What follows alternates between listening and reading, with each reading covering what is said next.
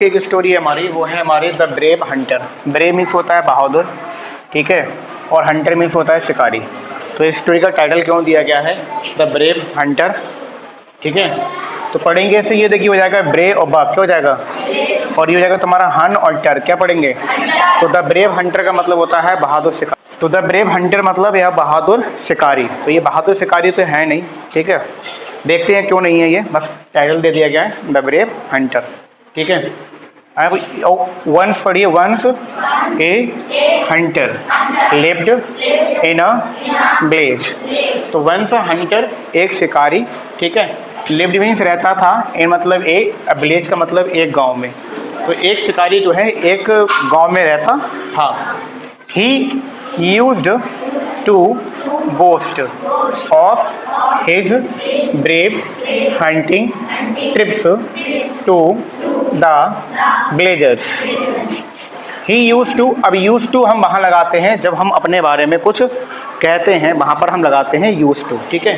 तो he used to boast का मतलब होता है डींगे हाँकना या लंबी लंबी बातों को बोलना, वो बोस्ट करना कहलाता है, ठीक है।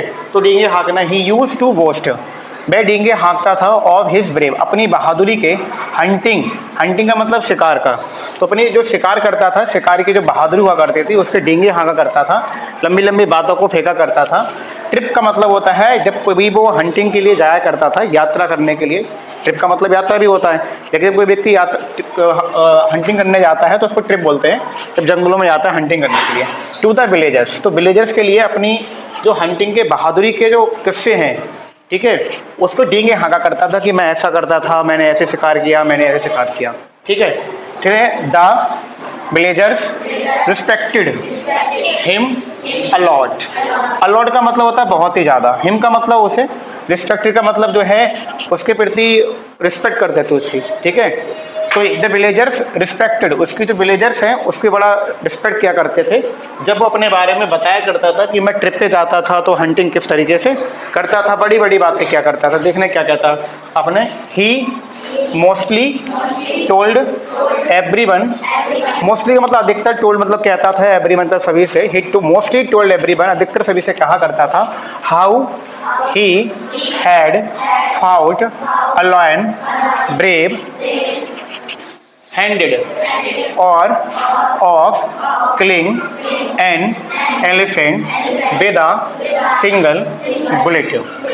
He mostly told everyone, अधिकतर वह सभी से कहा करता था, how he had fought, how मतलब कैसे, he had fought का मतलब लड़ा था, और lion, वो lion से कैसे लड़ा था इसके बारे में बताता था, ठीक है। ब्रेव मतलब बहादुरी किससे बताया करता था कि वो लायन से किस तरह बहादुरी से लड़ा था, ठीक है। सॉरी, यहाँ पर ब्रेव हैंडेड जो है, ब्रेव हैंडेड का मतलब होता है खाली हाथ, कि आपके हाथ में कुछ ना हो, आप किसी से लड़ने चले जाएं या किसी शिकार करने चले जाएं और आपके हाथ खाली हों, तो उसको बोला करते हैं ब्रेव हैंडेड। तो ब्रेव हैंडेड का खाली हाथ हुआ करता था, और ऑफ मतलब था, किलिंग का मतलब मारता था, on the elephant with the single bullet, single का मतलब एक और बुलेट का मतलब गोली। तो बताता था कि भाई वो खाली हाथों से किस तरीके से जो है लाइन से लड़ता कर था, और फिर एक ही गोली से किस तरीके से वो हाथी को मारता था, एक गोली से वो हाथी को मार देता था। इस तरीके के जो है वो बोस्ट करता था, डींगे हाँका करता था। ही सैड, उसने कहा, क्या कहता था, डैट द टीनी टाइनी, तो that he said, that tiny का मतलब छोटे छोटे, ठीक है। पर ये animals used to get scared even at the sight of him. फिर ही सैड, वह कहता था, डैट द टाइनी एनिमल्स, छोटे छोटे जीव जंतु, used to get scared, scared का मतलब डर जाया करते थे, इवन यहाँ तक at the sight of him, at the sight का मतलब है देख कर ही, ठीक है। To get scared even at the sight of him, वो केवल जो छोटे छोटे जीव जंतु होते थे, ये छोटे छोटे जो एनिमल्स हैं जंगल के, वो केवल उसको देख कर ही डर जाया करते थे कि इतना बड़ा जो है शिकारी आ रहा है। तो छोटे छोटे एनिमल्स हैं वो खुद ही उसको देख के चले जाते थे, क्योंकि उसने किससे फाइट किया था, लाइन से फाइट किया था, एक गोली से उसने एलिफेंट को मारा था। कितनी बड़ी बड़ी बातें फेंक रहा ना, फेंकने वाले होते नहीं होते अपने आसपास, है ना। ऐसे बोला करता था, use to fight scared him. One day, the hunter was passing through a forest. One day means होता है एक दिन, the hunter मतलब शिकारी, बाज था, passing मतलब गुजर रहा था, through मतलब द्वारा, एक फॉरेस्ट। तो वो क्या है, एक दिन जंगल में से गुजर रहा था, ठीक है। A wood cutter from the same village. A wood cutter मतलब एक वुड कटर का मीन्स होता है लकड़ी को काटने वाला, वुड कटर कहलाता है। ए वुड कटर फ्रॉम का मतलब से, द सेम का मतलब एक ही, विलेज का मतलब गांव। तो वो कहाँ से था? एक वुड कटर सेम गांव से, जिस गांव का कौन था? हंटर था, शिकारी था, उसी गांव का कौन था? एक वुड कटर था। बाज मतलब था बिजी कटिंग ट्रीज। वह कैसा था? बिजी था किसमें? पेड़ों को काटने में। The boastful Hunter approached him and said. Approached का मतलब है उसके पास जाना, अप्रोच करना, ठीक है, उसके पास जाना या मिलना। ही बोस्टफुल हंटर, डींगे हाँकने वाला जो शिकारी था, अप्रोच मतलब गया, अप्रोच गया उसके पास, इनका मतलब उसके किसके? जो वुड कटर था उसके पास गया, एंड सेड और कहा, क्या कहा?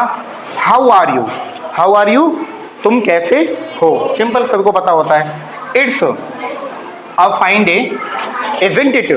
इट्स अ फाइन डे का मतलब कितना अच्छा दिन है या कितना सुहावना मौसम है, फिर बोलते कितना अच्छा दिन है ना, ऐसे बोलते हैं, है ना, देखो कितना अच्छा क्या है दिन है।